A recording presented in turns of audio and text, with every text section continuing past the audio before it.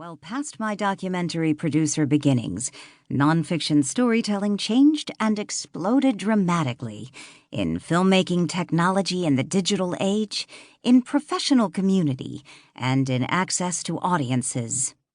Documentary, and my specific interest, social issue documentary, is in the midst of a legitimate heyday.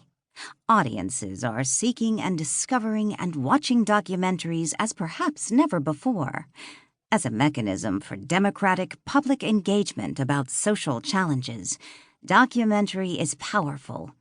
Situated in the participatory networked era, the age of streaming and social media, the rich early analog origins of this documentary tradition have evolved into a new generation's marketplace and civic participation practices.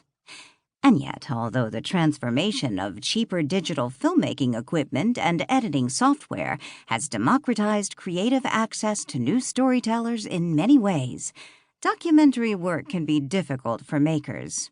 For many, to make a career in documentary, which is a form of art, is an economic struggle.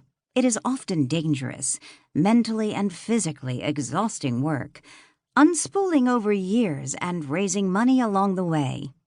Independent documentary in the United States, as well as many parts of the world, is shaped within a broader media system that is even more consolidated than ever before, at a time of digital surveillance and threats to free expression. These challenges provide opportunities for research and growth in the field. This brings me to the third wave in my professional connection to documentary, which is my identity as a scholar focused on the intersection of documentary and democracy, or public engagement with nonfiction storytelling at the core. Between my first years of documentary production and the present moment, I also worked as a senior communication and philanthropy executive researcher and strategist specializing in social change. I came to believe that documentary storytelling, rather than being an outlier to that work, was the missing piece.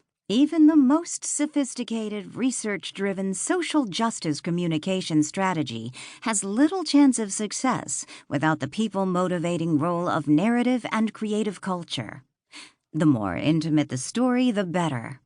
Bringing these practices together is the focus of my documentary research and public writing.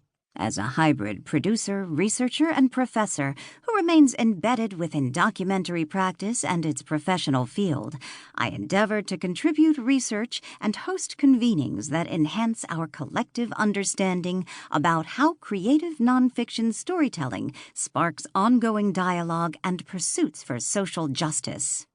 In this regard, I am constantly motivated to merge disciplines and sectors, academic, artistic, professional, toward the development of new insights.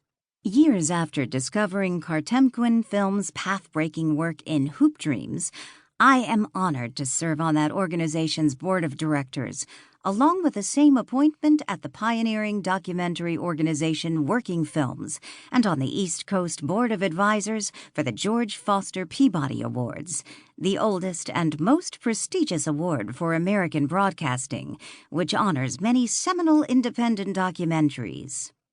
These commitments, among other collaborations with the field, offer unique vantage points by which I continue to learn about the evolution of documentary filmmaking, as well as the study of its influence.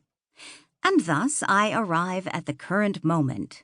Story movements, how documentaries empower people and inspire social change, comprises the adventures, motivations, learnings, observations, co-creations, collaborations, and research projects that have taken place throughout this journey, along with the voices and perspectives of the memorable people I've encountered along the way.